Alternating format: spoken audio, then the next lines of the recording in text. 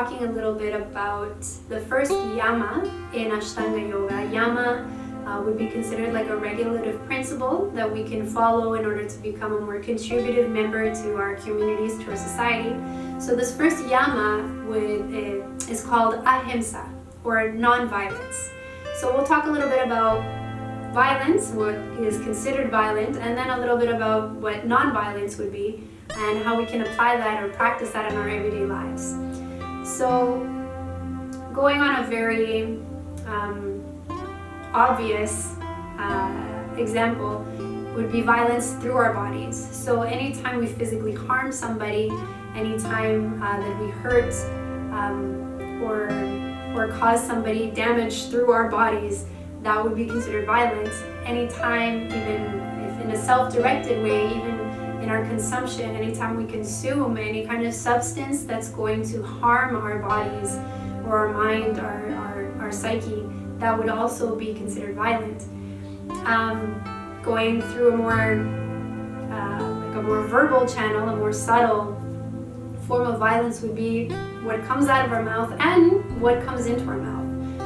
So an example of something violent coming out of our mouth is anytime we degrade somebody, anytime we bring people down through our words with negative talk or even negative self-talk, that would be considered violence.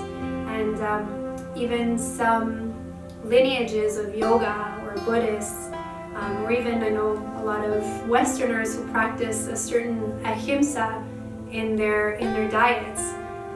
So in a lot of these practices or a lot of these cultures or philosophies, anytime an animal is stripped of its life so that we can consume it, that would be considered a violent act. And going on a even more subtle level would be through our minds, through our consciousness.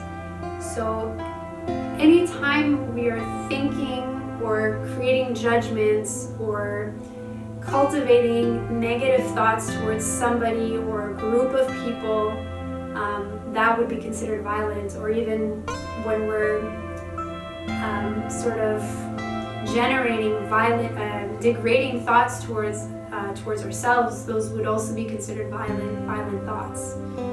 So now that we've talked a little bit about what would be considered violent, we'll talk about ahimsa or non-violence and how we can practice that. So again, using the bodily example, anytime we're about to act, anytime we're about to do something physically, ask ourselves, is what I'm about to do going to create a more loving, harmonious, affectionate relationship towards the person that it's being directed to or towards myself?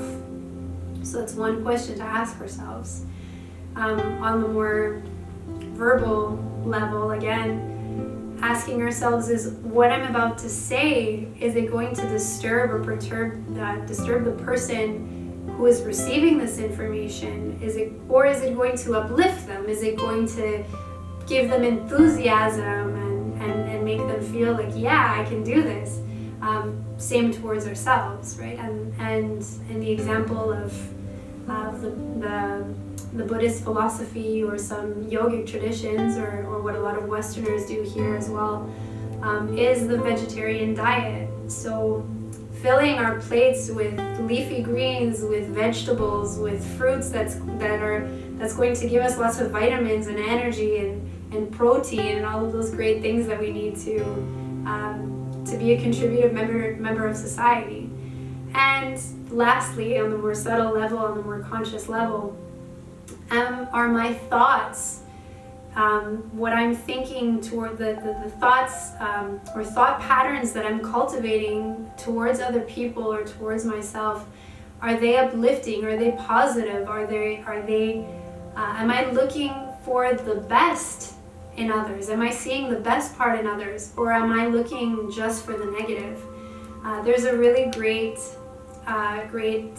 analogy of the bee and the fly.